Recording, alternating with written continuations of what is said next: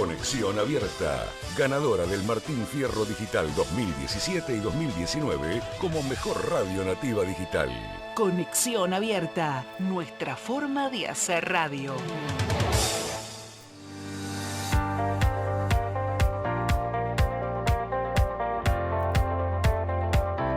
Si de política, economía y actualidad se trata, siempre quedan asuntos pendientes. Un espacio de análisis y reflexión sobre la realidad argentina, con la conducción de Paula García.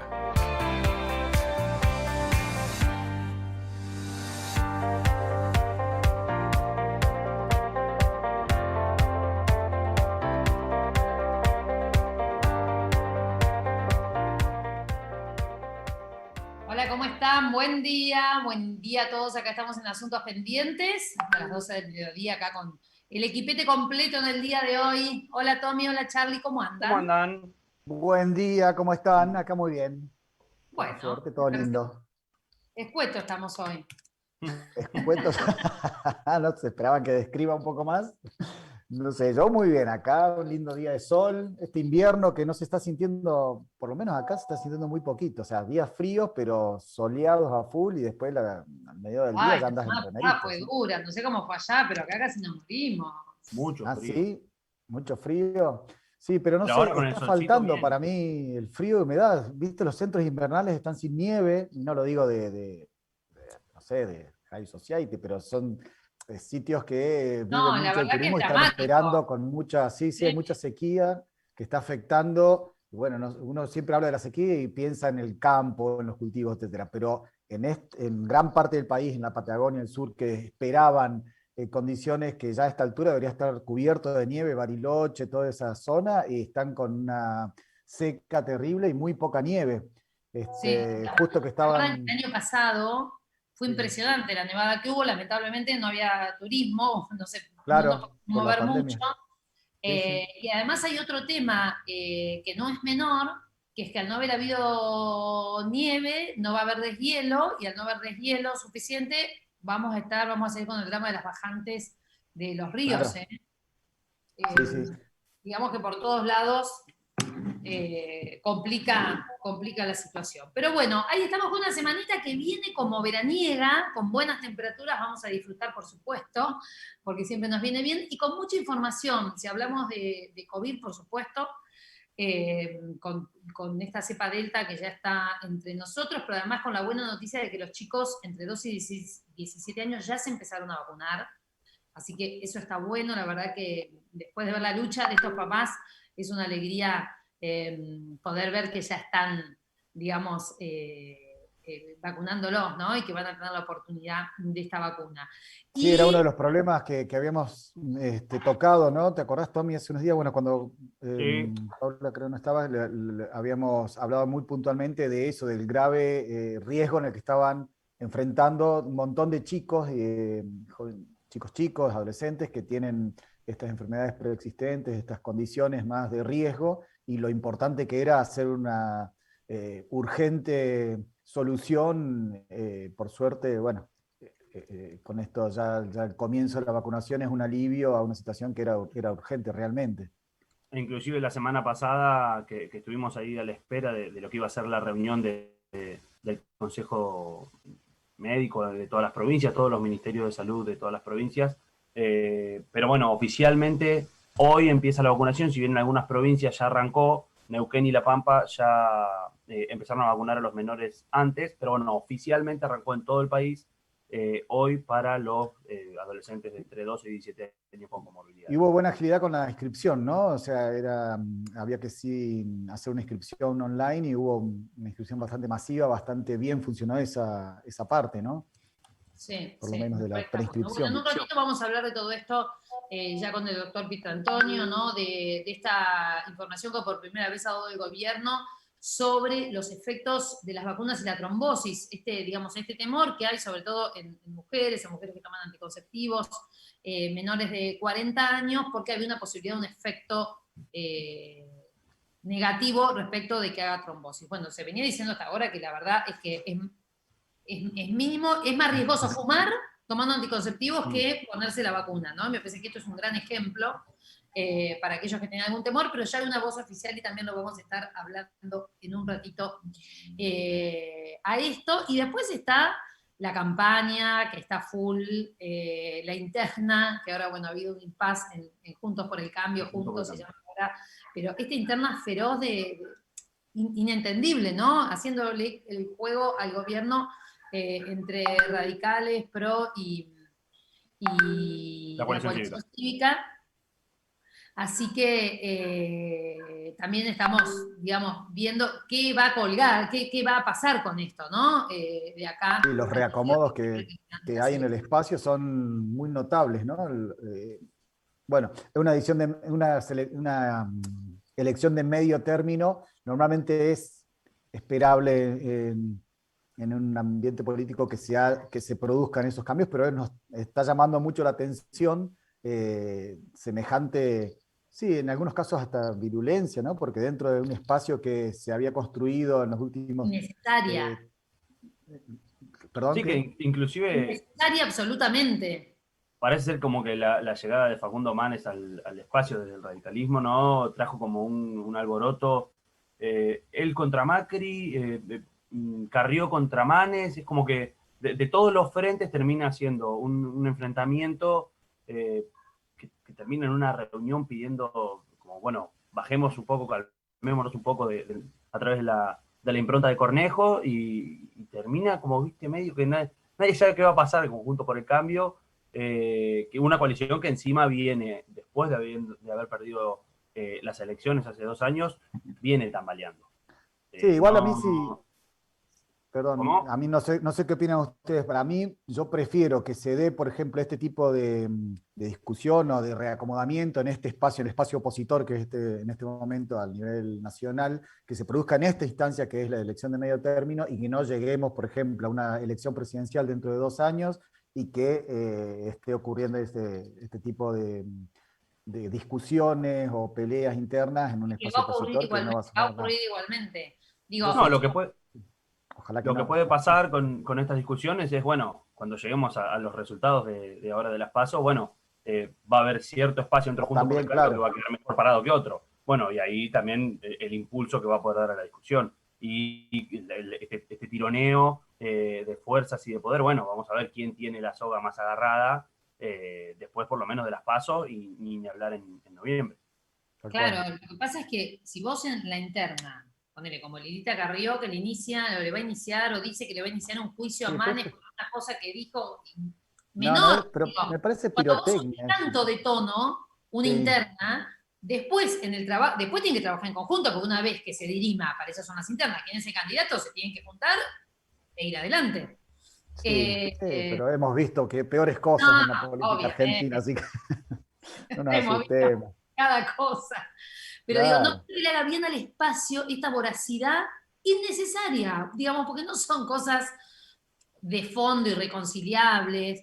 Digo, son conversaciones que se podrían tener en otro tono, ¿no? Sí, tal cual, o privadamente, no públicamente. O privadamente, sobre todo teniendo en cuenta que el oficialismo va adelante en las elecciones, en las encuestas, que probablemente el quien no esté del todo definido por uno u otro lado y vea que en vez de unirse la oposición en pos de, digamos, de un proyecto común, al contrario, no sé, creo que no los va a beneficiar. Pero bueno, sí, habrá que ver a ver qué pasa el 15 de septiembre y qué pasa después de esta reunión para poner amor y paz. Sí. El resultado de la reunión, de las reuniones por Zoom de Juntos por el Cambio, viste, siempre tienen como esa titulación, y ahora es como, bueno, nos calmamos, llegamos a cierto impasse, bandera blanca, y vemos qué pasa. Sí. Y lo peor igual que no se discutan propuestas que sean superadoras de un momento. Estamos atravesando una crisis inédita, ¿no? Una crisis de las más profundas de nuestra historia.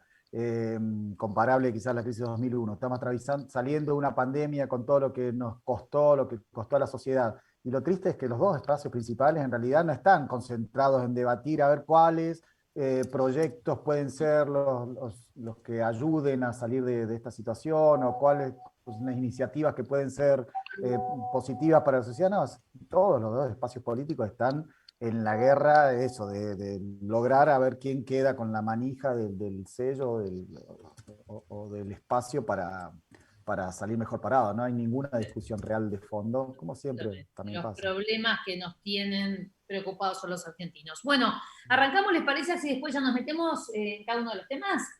Bien. Arrancamos.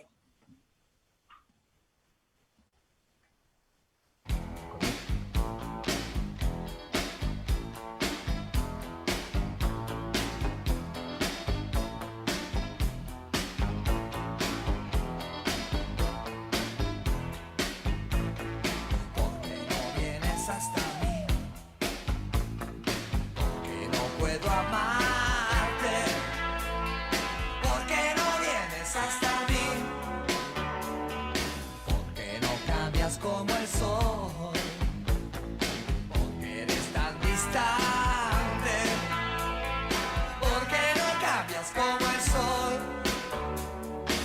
Me siento solo y confundido a la vez. Los analistas no podrán entender. Ya no sé bien qué decir, ya no sé más qué hacer. Todo el mundo loco y yo sin poderte ver. Pero si insisto, yo sé muy bien te conseguiré. Pero si insisto, yo sé muy bien te conseguiré. Cerca de la revolución, el pueblo pide sangre. Cerca de la revolución, yo estoy cantando esta canción. Bueno, acá estamos para hablar del tema central, que sigue siendo lamentablemente el COVID. Hay muchas aristas para charlar, por eso saludamos ya al doctor Carlos Pietrantonio, que tiene la amabilidad de hablar con nosotros. ¿Cómo le va? Buen día. Hola Paula, buen día y buena salud para todos. Gracias, igualmente. Bueno, a ver, hay varios temas. Por un lado, la variante Delta y la preocupación que genera ante la posibilidad de que empiece la circulación comunitaria, y la efectividad de las vacunas, sobre todo con la escasa vacunación de segunda dosis que tenemos. Primer tema para tratar, digamos, ¿cuán preocupante ven ustedes la situación de la llegada de esta variante? A ver, Paula, la variante Delta es una variante que es de preocupación mundial en este momento. Simplemente hace falta ver lo que está ocurriendo en Estados Unidos, que realmente el 83% de los casos que se están registrando en este momento corresponden a la variante Delta. Lo mismo de lo que ocurre en Israel, donde han tenido que recurrir ya a una tercera dosis, y todas ellas en su mayoría causadas por la Delta. Y en cuanto a la Delta en lo local, yo una de las cosas que estaba conversando recién aquí con quien me lleva, ayer cuando dejé el canal había 81 personas detectadas con Delta, a la noche cuando me fui a dormir ya había 89, de los cuales dos de ellas, para lo cual estamos viendo la velocidad con que se propaga, ¿no? Lo más preocupante es que dos de los casos, a pesar de que han sido investigados, no se le encuentra un nexo epidemiológico. ¿Qué quiere decir esto? Que no tiene relación con nadie que haya venido del exterior, haya viajado, o que haya estado en contacto con alguien que padece una enfermedad COVID, ¿correcto? Lo cual diría que serían los casos también antes llamados autóctonos. Esto es un tema que preocupa, sabemos que la Delta va a llegar, la tenemos ya en la puerta ahí, y en cuanto nos descuidemos va a haber una circulación mucho más marcada, pero ya la tenemos, Paula. Y doctor, ¿cómo le va? Tomás Urrutia lo saluda. Hola, Tomás. Para empezar a hablar de circulación comunitaria, más o menos, ¿cuál sería el número que se tiene que manejar de casos con variante Delta, o cuáles serían como las características? Las características más que un número, es decir, aquí lo que tenemos que hablar es si se van encontrando casos que no tengan relación nexo-causal. Ahora, ¿cuál es uno de los inconvenientes que yo veo en lo local? Primero, se testea poco, ¿está? Y dentro de lo que además se testea poco, la investigación genómica tampoco se hace a todos los testeados. ¿Qué quiero decir con esto? Que a mí siempre me queda una pequeña incertidumbre de saber dentro de los contagiados si hay más variante Delta. Esto no lo puedo puedo afirmar, pero yo creo que no se trata tanto de números, sino que si van apareciendo cada vez más, creo que preocupan tanto 2 como 10 o 20. El tema es detectarlos y hacer algo al respecto, ¿no? Charlie. Doctor, ¿qué tal? Carlos Sueldo, ¿cómo le va? Hola, ¿qué tal? Buenos días.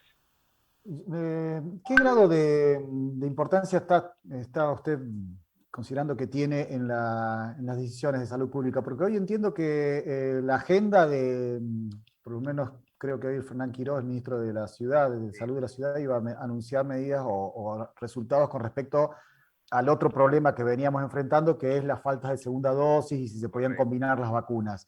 Correcto. Pero por lo que usted menciona, me parece que la dispersión que está teniendo la variante Delta y el potencial que tiene de explotar en las próximas semanas es inminente, y sin embargo todo lo que estamos haciendo, medidas de volver a la presencialidad en las clases, y hay una cierta sensación de que ya estamos en una pospandemia, y sin embargo pareciera que no, que estamos ante una amenaza enorme de un contagio mucho más rápido quizás por las características que tiene la variante Delta. ¿Es así?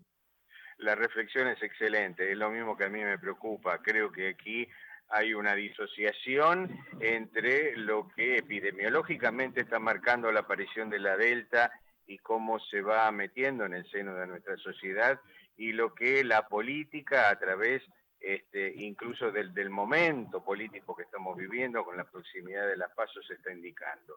A ¿Se mí cortó me o yo preocupa, nomás? Se cortó. claro, a mí me preocupa que estas medidas de alguna manera, yo no sé si la palabra es se relajen, yo creo que es de alguna manera crear en la gente una cierta confiabilidad que la cosa va a andar bien. Acá hay el gobernador mismo diciendo acá en septiembre todo va a estar normal. Claro. Yo no creo que sea tan así, tampoco quiero ser ominoso, digo que si realmente no tomamos los recaudos requeridos, la aparición y la circulación de la Delta va a ser mucho más grande, ¿está claro?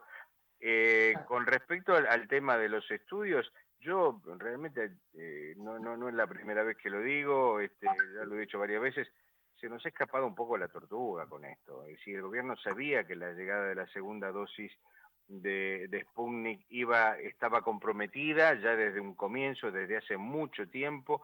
Inclusive, si esto se hubiera abordado cuando el laboratorio Gamaleya dijo que tenía una cierta dificultad para proveer la segunda dosis, que esto fue hace más o menos unos 45 días atrás, hoy hubiéramos ganado 45 días en saber, frente a este estudio que está haciendo justamente la Ciudad de Buenos Aires, cuáles serían las combinaciones Claro. digamos, mejores para dar y poder suplir un poco este tiempo que se perdió, ¿no?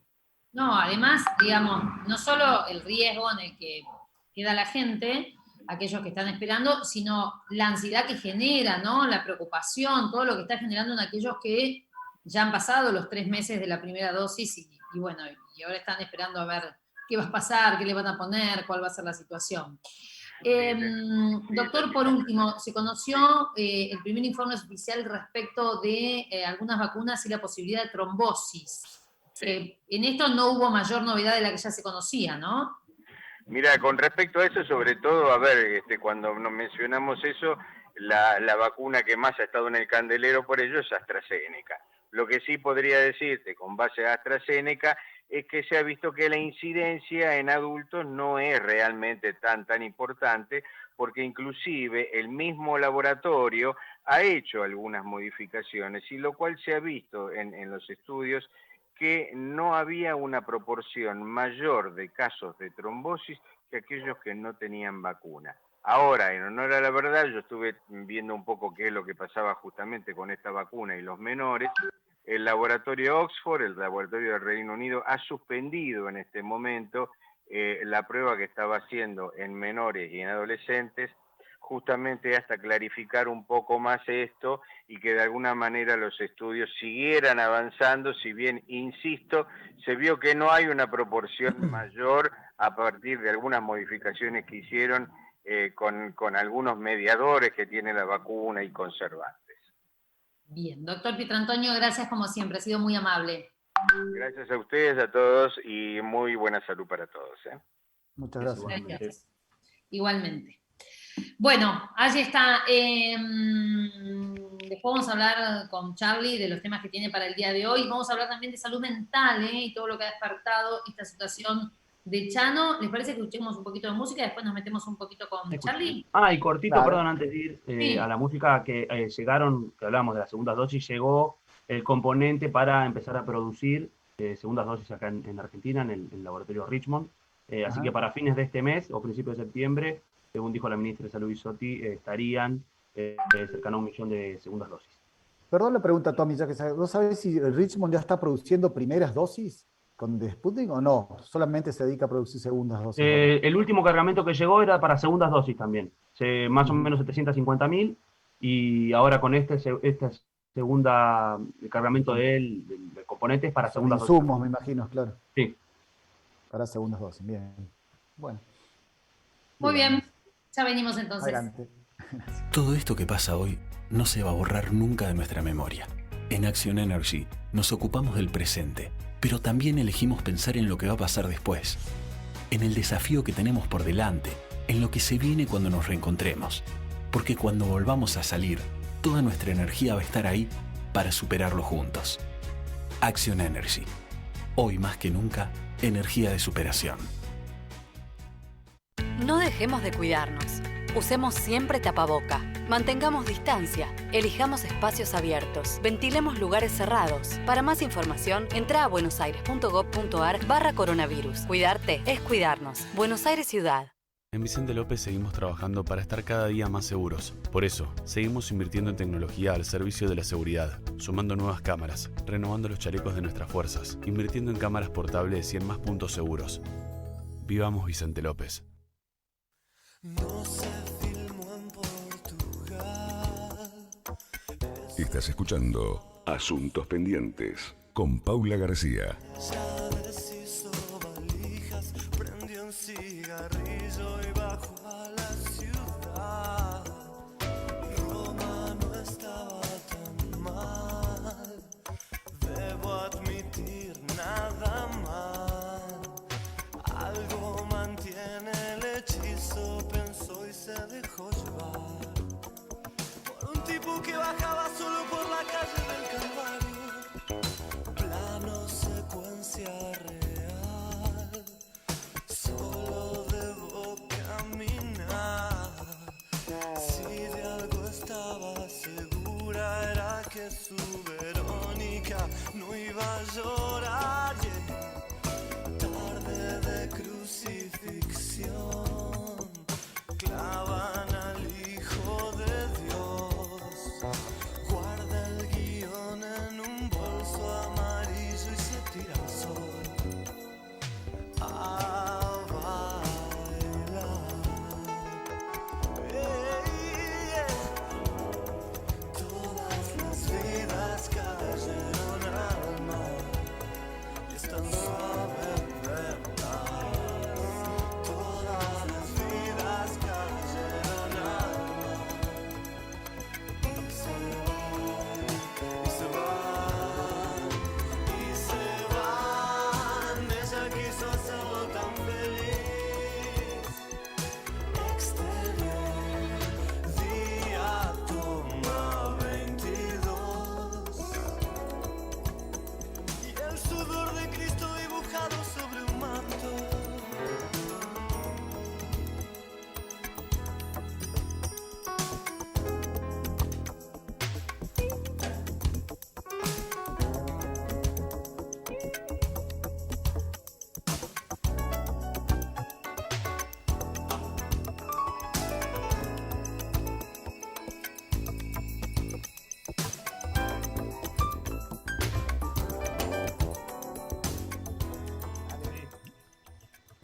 Bueno, acá estamos, la promesa de Carlos Sueldo que nos va a hablar de patentamientos de julio. ¿Cómo ha terminado el mes? Bien, el mes de julio de 2021, 6% arriba comparado con el mes de julio de 2020. Viene subiendo el acumulado de ventas de autos, estamos hablando, ¿no? 243.000 autos patentados en lo que va del año, en estos primeros 7 meses, que es 32% más de 2020. Dentro de todo, está dentro de las previsiones de los concesionarios, de las automotrices, Pero ¿qué pasa? Hay una palabra que es clave que genera cierta incertidumbre o una situación especial de nuestro mercado, que es el momento cambiario. ¿Por qué? Porque hay mucha de la oferta que está, mucha de la oferta, no, de la demanda que se está produciendo es por esta inestabilidad o inseguridad de qué va a pasar con el dólar.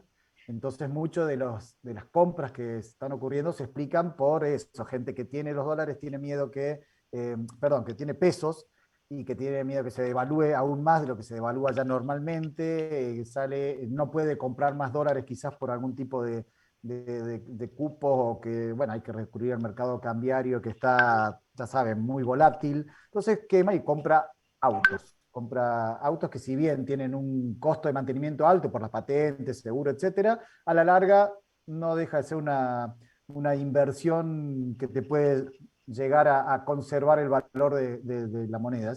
Y este momento cambiario también explica otra situación que se produce por lo menos en el mercado automotor.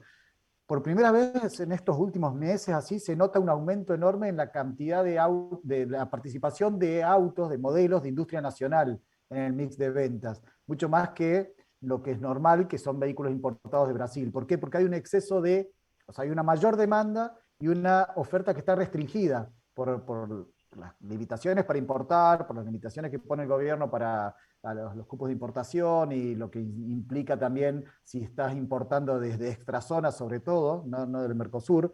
Entonces hay un mayor protagonismo de los autos nacionales, lo cual para las terminales que fabrican acá es buena noticia, porque decir, bueno, se venden más autos producidos en Argentina, pero bueno, no deja de ser un componente que en el mercado automotor genera digamos, un factor externo, no es natural, digamos, en el mercado. Pero bueno, eso señalan los representantes de los concesionarios, ven esta oferta que está restringida, y por eso son muy cautos a la hora de saber o de pronosticar cuánto puede cerrar el año. Calculan que cerraría el año en unas 400.000 unidades patentadas. Un número así es relativamente bajo para lo que es el mercado argentino, para lo que sería un nivel normal de reposición de autos 0 kilómetros. Deberíamos estar más cerca del 1.000.000 de autos, que era lo que en épocas normales se llegaba. El 1.000.000 de unidades patentadas por año por el mismo ciclo de renovación que tiene el mercado automotor. Estaríamos en 400.000, eso como para graficar cómo estamos parados. Pero yo creo que va a ser mayor de 400.000 porque se espera un segundo semestre mucho más activo, ellos mismos lo ven, si no fuera también por esta incertidumbre cambiaria que hay que ver cómo sigue evolucionando. Bueno, ese es el análisis del mercado automotor. Pauli, ¿alguna pregunta? Que te veo. No, lo que, digamos, en realidad la pregunta que tengo es más del sector económico que automotor, sí, que tiene que ver con el valor del dólar y lo que se está hablando por estas horas de, no sé, una especie de convertibilidad, de nueva convertibilidad. Un no sé shock cómo para llamarlo. parar la inflación, ¿no? Para medidas de shock para la inflación.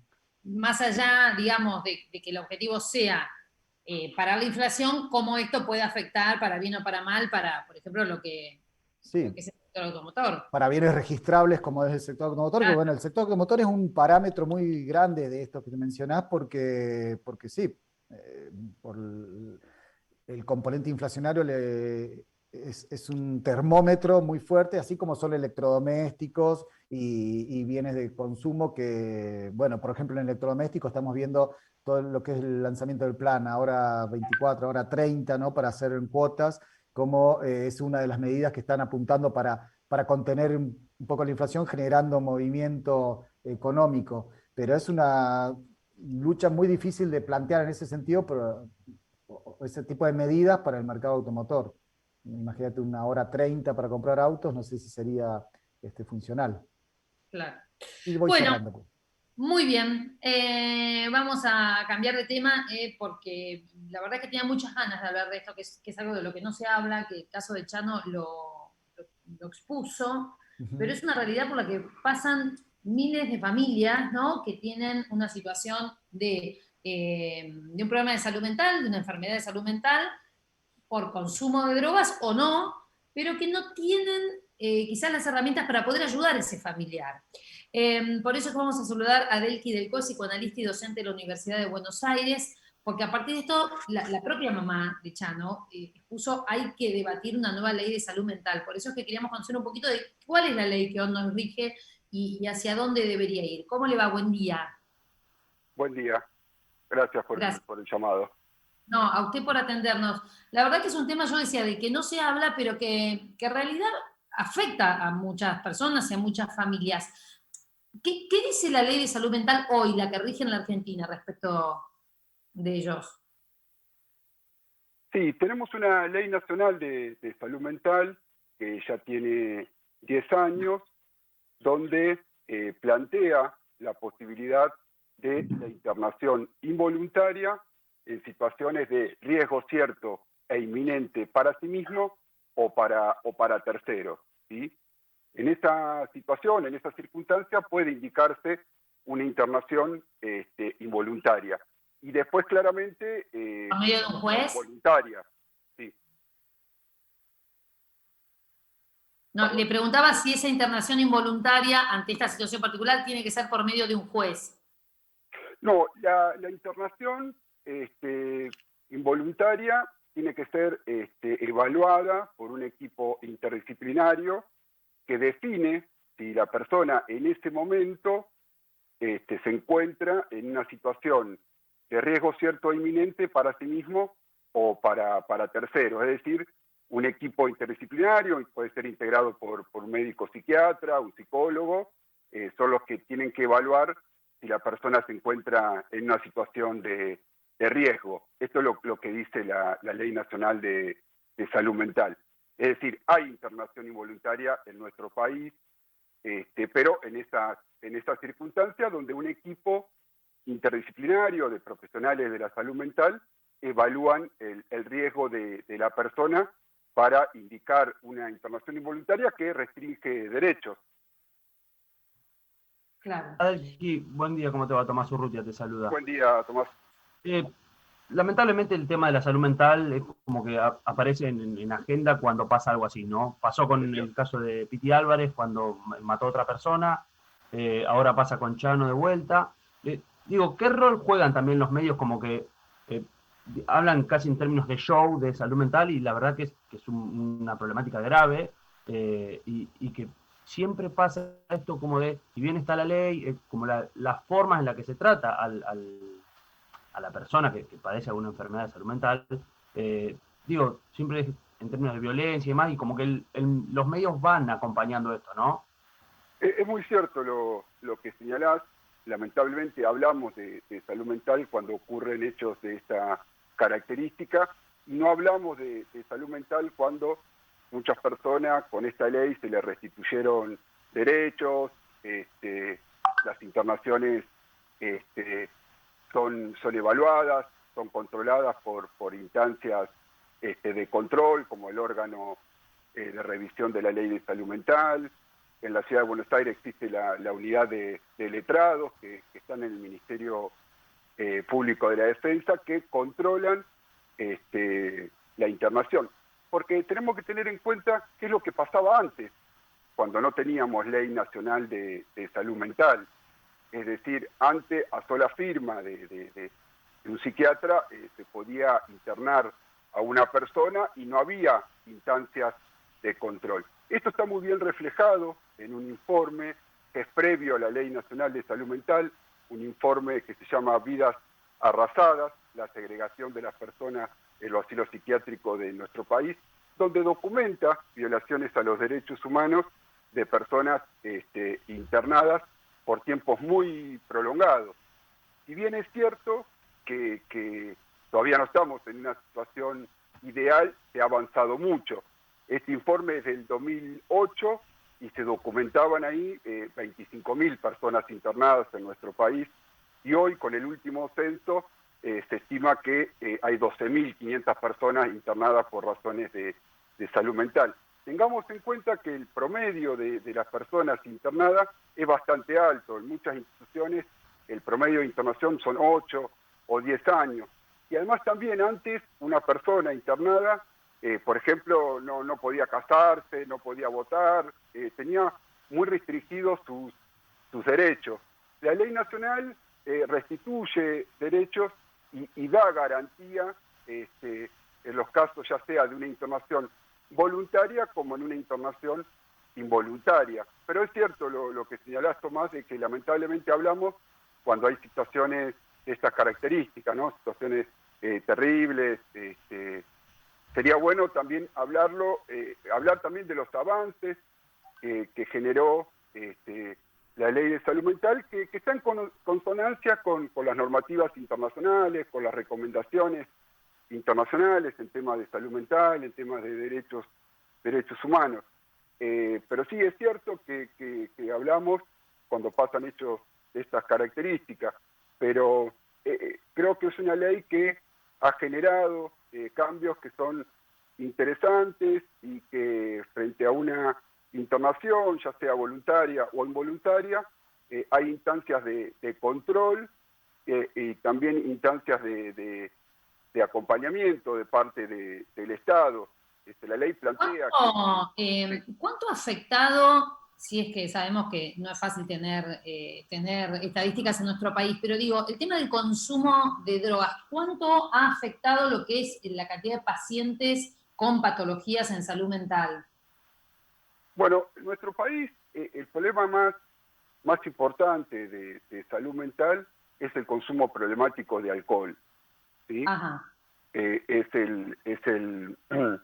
En términos estadísticos, el consumo problemático es vinculado al alcohol. También el uso de psicofármacos también es un problema de consumo, lo que se llama los ansiolíticos, ¿no? Que se consumen sin receta, ¿no? Que la persona se automedica.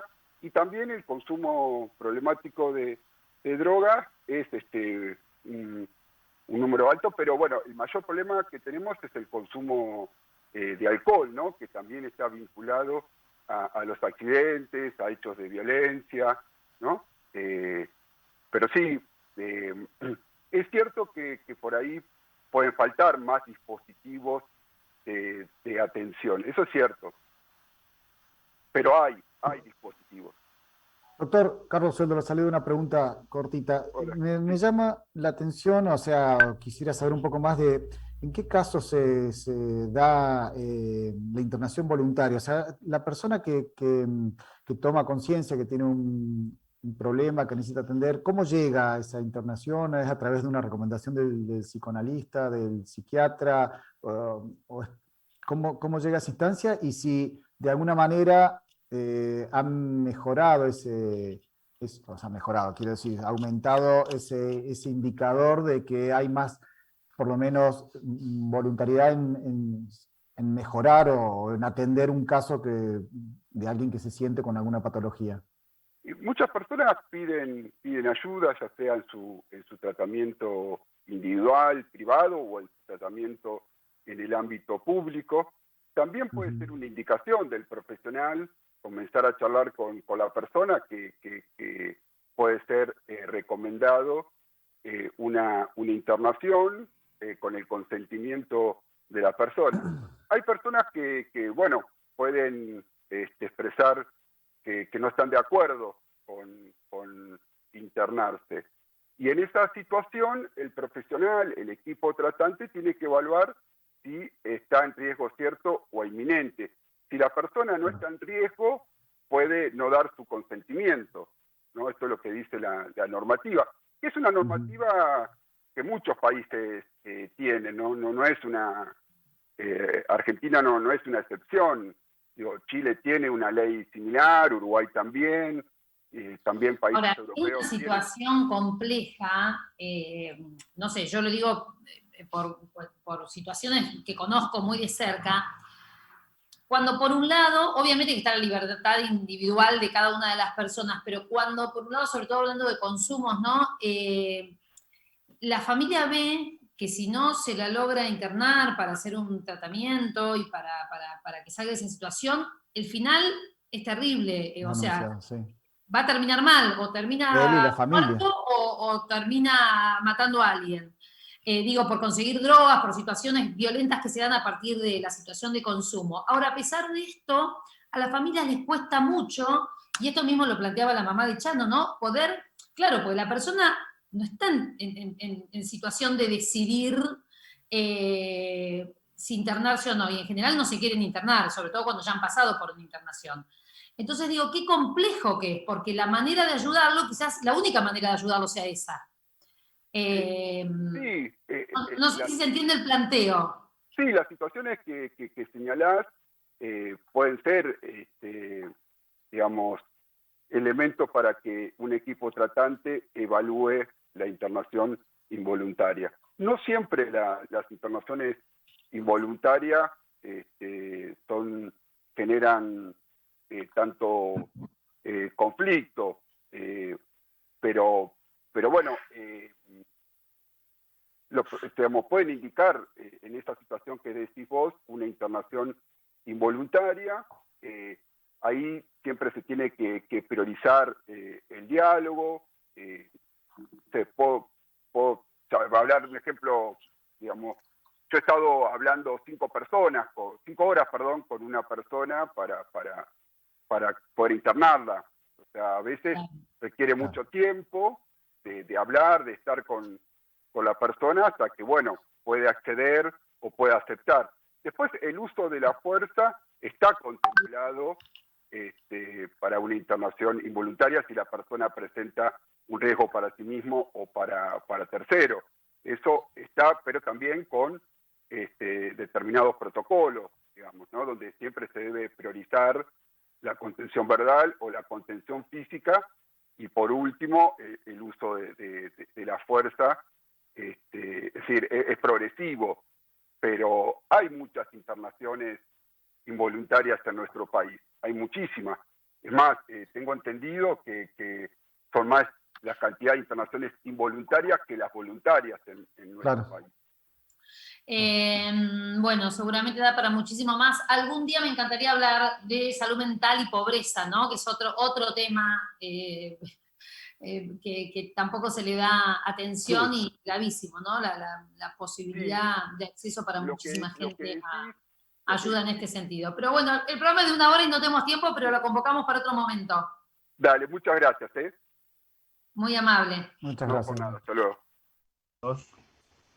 Bueno, es todo un tema todo. Sí. Al aumento de los consumos, digamos, la cantidad de pacientes van aumentando, la estructura no alcanza, y las familias realmente pasan momentos, se lo notaba en la mamá de Chano, y que yo creo que muchas mamás se sintieron identificadas con esto, ¿no? Muchas veces no tienen herramientas para ayudar a sus hijos. Sí, y más importante la herramienta económica. lo que mencionabas a lo último, Paula, porque de estos casos, como decía también Tommy, conocimos el de Piti Álvarez, el de Chano, porque son personalidades famosas. Imagínate la cantidad de problemas inatendidos y mucho más graves que ni conocemos y que están pasando en estratos sociales por condiciones económicas que no tenés ni acceso ni a nada, Bueno, ningún las tipo de madres del atención. Chaco un poco surgieron así, ¿no? Desesperadas porque Claro. no tenían manera de ayudar a sus hijos, de tratarlos, desesperadas pidiendo ayuda. Claro, y en relación ni siquiera por fuera de lo que son las adicciones, en otro tipo de enfermedades de salud mental, el problema económico termina siendo Causado por la pandemia. terrible, porque las obras sociales muchas veces no se hacen cargo, las internaciones privadas cuestan una fortuna, entonces como que, bueno, quedás medio a la deriva. Y el Estado prácticamente no tiene herramientas para brindar. No. Bueno, 11:44 ya, tenemos que hacer la pausa y después vamos a hablar un poquito de femicidios. Sé que lamentablemente los números que se siguen conociendo son duros.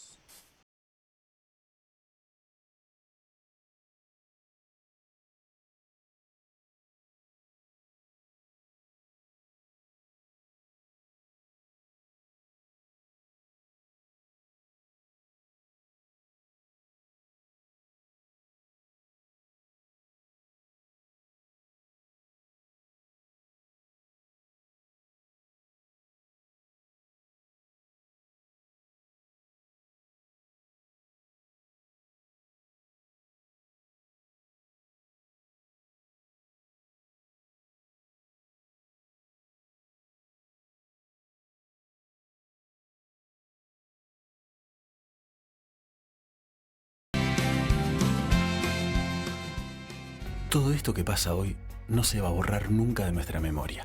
En Action Energy nos ocupamos del presente, pero también elegimos pensar en lo que va a pasar después, en el desafío que tenemos por delante, en lo que se viene cuando nos reencontremos.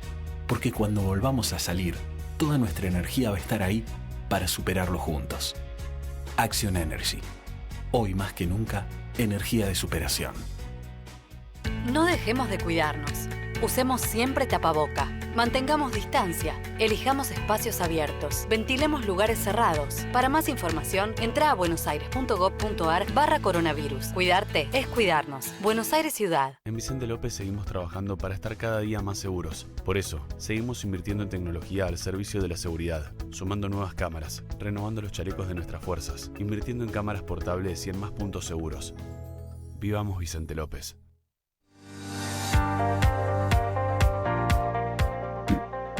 ¿Están conectadas? 11:46 de la mañana. Vamos a ver si podemos hablar un ratito con Laura Ossust, miembro del observatorio, ahora que sí nos ven. Mientras engancha Tomás, hubo una novedad importante para aquellas mujeres que no habían tenido aportes en jubilación, que sí son y que fueron madres y que van a tener la oportunidad de tener una jubilación. Sí, el programa de reconocimiento de aportes por tareas de cuidado, que bueno, ayer, a partir de ayer ANSES lanzó oficialmente, donde se reconoce los años de aporte a las madres que han tenido hijos, que bueno, no se contaba, ¿no? Al estar pagando aportes, ese tiempo en el que tiene hijos, o sea, tiene... Crianza. Toma licencia para cuidar a sus chicos. Claro, esos 3 meses que se le da por maternidad primero, y después se le va a conmutar, por ejemplo, ¿no? Si se necesitan 30 años o 25 años de jubilación, tiene 26, de acuerdo, así tiene hijos con discapacidad, por ejemplo, se pueden contar hasta 3 años, si tienen hijos sin discapacidad se cuenta 1 año, pero bueno, así se le reconoce como aporte jubilatorio lo que son las tareas domésticas de cuidado, que bueno, generalmente recaen sobre la madre por una cuestión primero lógica de lo que es el tiempo después de haber dado a luz, así que se va a conmutar de 1 a 3 años de acuerdo a las características que se pueden ver en ANSES y ahí mismo se pueden anotar. Y ahí ya van a tener toda la información. Sí, se pide el turno por web y a partir de ahí ya en cualquier... Que contesten, le pedimos a ANSES que contesten cuando la gente pide turno por web para esto u otra cuestión, porque la verdad que es muy complicado, desde que empezó la pandemia, lograr... Ya era complicado antes. Entonces, ya era complicado antes. Era complicado antes y ahora, bueno, parece que, no sé, son los pocos que la pandemia les afectó tanto que nadie te atiende y nadie te contesta y nadie te da un turno. Bien, la veo que ya está a Laura Ossust allí, de ahora que sí nos ven, para ver un ratito, no nos queda mucho tiempo, pero queríamos conocer, y siempre está bueno hablar y plantear, ¿no?, lo que está pasando, lo que nos está pasando a las mujeres. Se conoció el nuevo informe del primer semestre del año. Laura, buen día. Hola, buen día, ¿cómo están? Muchas gracias por la invitación. A vos por compartirlo. Contanos, digamos, ¿qué dicen estos números?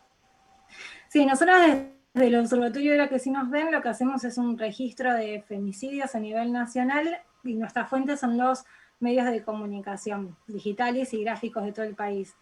En estos meses del año, hasta el 31 de julio, registramos 142 femicidios, que para tomar una real magnitud sería un femicidio cada 36 horas, que ocurrió en el 2021. A todo esto, en este año empezamos también a registrar los intentos de femicidio, porque si bien muchos casos llegan a la muerte, el asesinato de estas mujeres, hay otros que no pudieron porque la mujer pudo zafar de esa situación, y en estos casos nos dio, hasta el 31 de julio, 98 intentos de femicidio. Y 7 transfemicidios y travesticidios, que nosotras decimos que al menos son 7 transfemicidios y travesticidios, porque como nuestras fuentes son los medios de comunicación, y estas cifras están subrepresentadas porque no están visibilizadas en las noticias, bueno, pero nosotras queríamos igual reflejar esto y hacer un llamado de atención a los medios también para que puedan reflejar estos hechos, que son crímenes de odio. ¿Y en la comparativa con el semestre anterior? no tengo esos datos, pero están más o menos parecidos. O sea, siempre nosotras tenemos, nos dio este mes, el mes de julio, el que terminó, por ejemplo, 22 femicidios en ese mes, son 5 más que el mes de junio, el mes anterior de este mismo año. Más o menos son todos los meses, tenemos entre 15 y 25 femicidios en una media, digamos, y los meses que por ahí más casos de femicidios hay son los de enero o diciembre, que son los meses en los que están las fiestas, y los meses donde se dan las vacaciones. Esos son los meses en que más femicidios registramos. Y Laura, si lo pensamos en relación a territorio y a distintas provincias, ¿hay como datos, viste, marcados de en algunas provincias o en algunos lugares se da más que en otros? Sí, nosotras estuvimos haciendo un análisis de casos en cada provincia, según, o sea, cada 100.000 mujeres, ¿no? Cómo es la proporción de los casos de femicidios. Y hasta el 31 de julio, el 1 de enero al 31 de julio de este año, nos dio que Santiago del Estero es la provincia con más casos de femicidios cada 100.000 mujeres, que es de 2,04. Segunda está Neuquén con 1,8. Tercera está La Rioja con 1,78. Cuarta Santa Cruz con 1,50. Y después le siguen Formosa, Tucumán, Salta, Entre Ríos, Chaco y Río Negro. Esas son las provincias, las 10 provincias que tienen mayor casos de femicidios cada 100.000 mujeres. Laura, una consulta muy cortita. Y al análisis de casuística, ¿no? De todas estas estadísticas, ¿en qué podemos o qué han avanzado ustedes o qué se promueve como para, bueno, conociendo los números, saber cómo o qué hacer para contrarrestarlos, para qué hacer activamente para que estos números no ocurran, que se reduzcan? ¿Qué nos indica el análisis? Bueno, desde las estadísticas, nosotras resaltamos que es muy importante algunas variables que nosotras analizamos, como son el vínculo de la víctima con el agresor, que en este caso, hasta el 31 de julio, el 68% de los femicidios fue cometido por parejas y exparejas de las víctimas, pero más del 80% se cometen a manos de personas del círculo íntimo de las víctimas. Y esta variable va acompañada sí o sí del lugar donde ocurren, porque el 62% de los femicidios ocurren en la vivienda de la víctima y que generalmente comparte con su agresor. Entonces ahí hay dos cuestiones. Una, que el lugar más peligroso para las mujeres que sufren violencia es su propio hogar, no como muchas veces nos hicieron creer que era la vía pública de noche, y a manos de una persona que nosotras conocemos, que puede ser nuestra pareja, expareja, o también algún familiar, un amigo, un conocido, y no ese desconocido que nos interceptaba por la calle.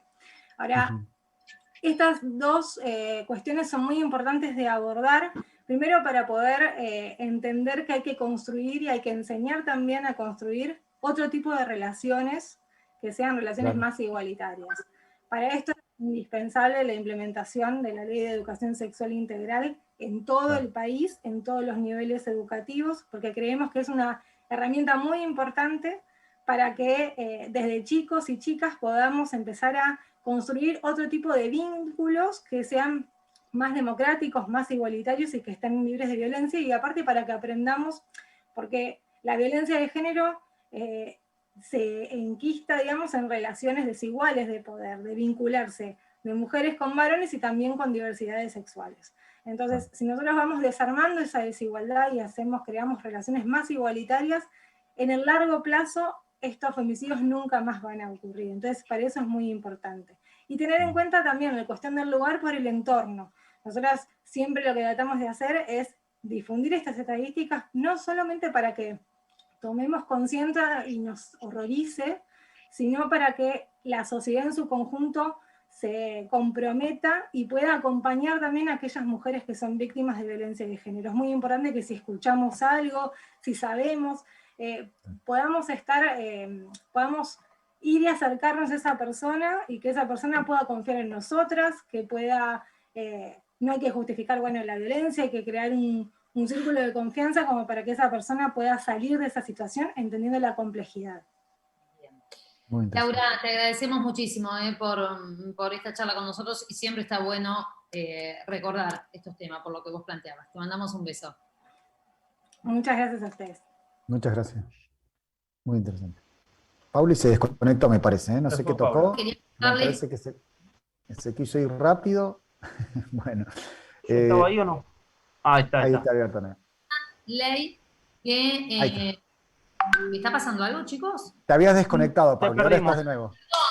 Contaba que hay una iniciativa en diputados que viene del Senado y que podrá ser tratada en el recinto próximamente, que tiene que ver con la ley de etiquetado frontal de alimentos. Una ley importantísima para todos, busca la promoción de alimentos saludables mediante un etiquetado informativo. Esto es saber cuánto comemos, qué comemos cuando comemos, ¿no? De una manera clara, sencilla. Así que allí está el trabajo que se aprobó en senadores, que ahora van a tratar en diputados. Fue resaltado por José Luis Ramón de Unidad de Equidad Federal, que dijo que es de vital importancia porque en materia de derechos para el consumidor provee un producto que tiene que garantizar seguridad, el cuidado de la salud y entregar la información veraz. Realmente me parece que todos tenemos que apoyar este proyecto de ley que va a ser súper importante para nosotros como consumidores. Así que vamos a ver qué es lo que pasa allí en diputados. Seguramente se va a aprobar y esperemos que las empresas rápidamente, digamos, puedan empezar a implementar estos cambios en las etiquetas. Y que se vean, por favor, con letra visible, porque a veces es imposible saber qué dice. Perdés más tiempo, sí, buscando la información. A veces es imposible, por más que le pongan... Lo que especifica la ley especifica ahora con los octágonos en la parte frontal de los alimentos para que, bueno, esté más claro, si vienen con gran cantidad de azúcares, de sodio, etcétera, etcétera. Súper, súper importante. Chicos, nos pasamos un minutito, así que les mando un abrazo grande. Nos vemos el próximo martes. El martes que viene yo les quedé con una información pendiente. Nos vemos entonces. Arrancamos con los autos eléctricos. Eso. Gran notadito bueno, para eso. Buenas noches a todos. Gracias, Tere. Buena semana.